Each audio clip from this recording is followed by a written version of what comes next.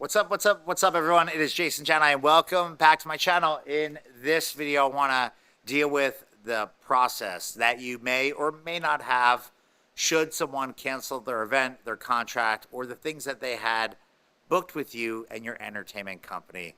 What's up, everyone? I'm Jason Jani, and welcome back to my channel. On this channel, you will find a ton of content, all geared to help DJs become better in performance and business. And this video taps into the business side of this channel. So if you're a DJ coming up in the entertainment industry, if you're a DJ that's looking to do private events, parties, or whatever, this video is made for you. And I appreciate you being here. I appreciate you visiting the channel, and I appreciate your support. If you find value in this video and have the opportunity of checking out any of the other videos on this channel, make sure that you show some love with some sub love and hit the subscription button down below. Questions, comments, or that you enjoyed the video, be sure to smash the like and tap into the comments. Let me know that you're here. Ask away, and I'll do my best to respond and answer any questions that you may have. Now, this video is coming in response to a video that I posted here on the channel about contracts and having a contract and making sure that you are covered with a contract.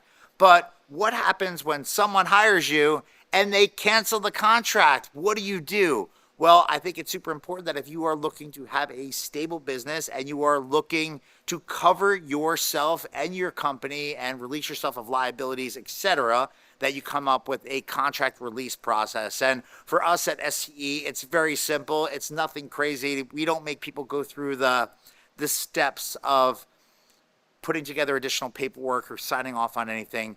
What we require from any couple or person that cancels an event that has a contract with us is simply an email stating that they are terminating the contract, and they don't even have to give the exact reason, but we need to know the contract date, the type of event it was, who it was for, and that they no longer want to move forward with the contract that they have secured. Now, the terms of the contract are yours to enforce, and everyone that watches this channel probably has different ways that they have their contracts, if they're using contracts set up. If you're not using a contract, you really need to cover yourself and your business and protect the people that are hiring you by putting everything in contract. But if someone cancels that contract, you need to make sure that you cover your liabilities, you cover your business, you cover yourself, and you have some type of process, whether it be an email, whether it be something that people sign off on.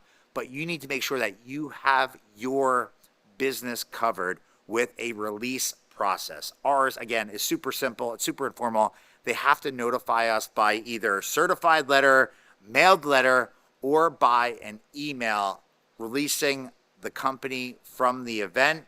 And they have to specify details about the event, contract number, date of event, location of event, type of event.